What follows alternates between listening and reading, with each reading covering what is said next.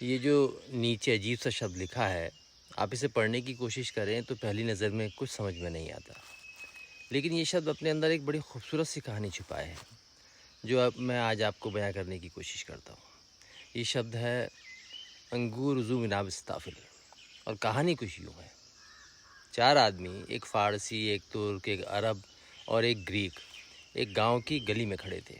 वे चारों शायद साथ यात्रा कर रहे थे और किसी दूर स्थान की ओर जा रहे थे। लेकिन इस समय वो आपस में झगड़ रहे थे कि उनके पास जो एकमात्र आखिरी सिक्का बचा है उसका वो क्या करें। तो फ़ारसी बोला कि मैं अंगूर खरीदना चाहता हूँ। तुर्क ने कहा नहीं नहीं नहीं नहीं नहीं, हमें उज़ूम लेने चाहिए।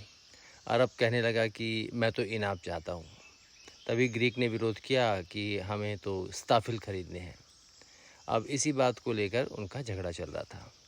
तो एक और यात्री वहाँ से गुजर रहा था जो कई भाषाएं जानता था, भाषाविद था। तो उसने कहा कि भाई ये सिक्का मुझे दे दो, मैं आप चारों की इच्छा पूरी कर दूंगा। तो शुरुआत में वे उस पर भरोसा नहीं कर रहे थे, लेकिन बाद में उन्होंने उसे सिक्का दे दिया। तो वो आदमी एक पास की फल की दुकान में गया और 4 छोटे छोटे अंगूर के गुच्छे खरीद लाया। फ़ारसी बोला ये तो मेरे अंगूर हैं। अभी तुर्क ने कहा कि हाँ यही तो उज़ूम है। अरब कहने लगा कि तुम मेरे लिए इनाम लाए हो। तो ग्रीक बोला कि ये तो मेरी भाषा में इस्ताफिल है। तो था क्या कि चारों को वही चीज़ चाहिए थी, अंगूर, पर वे एक दूसरे की भाषा नहीं समझ पा रहे थे और इस कारण झगड़ रहे थे। अब उन्हें समझ में आया कि उनके बीच की गलतफहमी केवल भाषा की वजह से थी।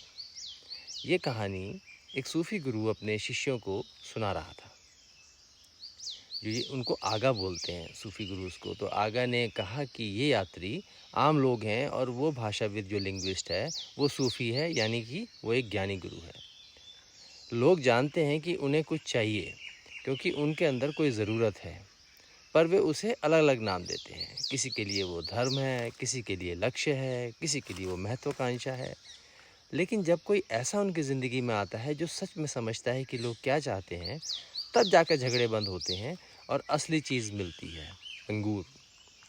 जिस समूह की ये कहानी है वह आम लोगों से कुछ बेहतर थे, क्योंकि उन्हें कम से कम ये तो पता था कि उन्हें कुछ चाहिए, भले ही वो उसे ठीक से कह नहीं पा रहे थे। लेकिन ज़्यादातर लोग तो इससे भी काफ़ी पीछे की स्थिति में होते हैं।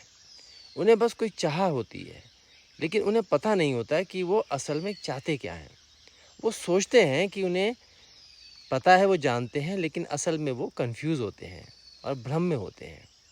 अब आज के दौर में आप देखेंगे कि जब मीडिया और समाज लगातार हमें ये बताने की में लगे हैं कि हमें क्या सोचना है, हमें क्या चाहिए, हमें क्या करना चाहिए, तो वहाँ ये सूफ़ी तरीका एकदम परफेक्ट है। सूफ़ी अंगूर को धर्म की साधारण शुरुआत मानते हैं और शराब को उस अंगूर का परिष्कृत रूप, मतलब जूस, असली तत्व या असली ज्ञान। शराब का मतलब है आत्मिक नशा या गहरा अनुभव। और इस कहानी में जो चारों यात्री हैं वो अलग अलग धर्मों को दर्शाते हैं। हमारे यहाँ उन्हें आप हिंदू, मुस्लिम, सिख और ईसाई कह सकते हो। सूफी उन्हें ये बताने की कोशिश नहीं करते कि शराब क्या है। वो तो अगला नेक्स्ट और बड़ा गहरा स्तर है।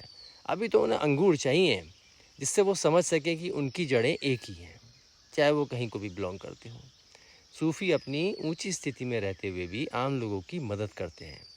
उन्हें दिखाते हैं कि धर्मों का मूल एक ही है।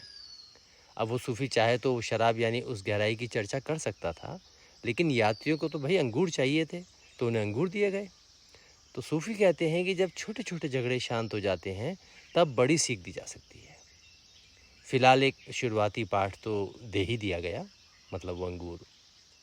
तो इस खूबसूरत कहानी का सार यही है कि सच्चे आत्मिक ज्ञान की चाह सामान्य आदमी में साफ नहीं होती, लेकिन वह अंदर ना अंदर होती ज़रूर है। तो ये कहानी थी अंगूर उज़ूम इनाब स्ताफिल की कहानी। शुक्रिया।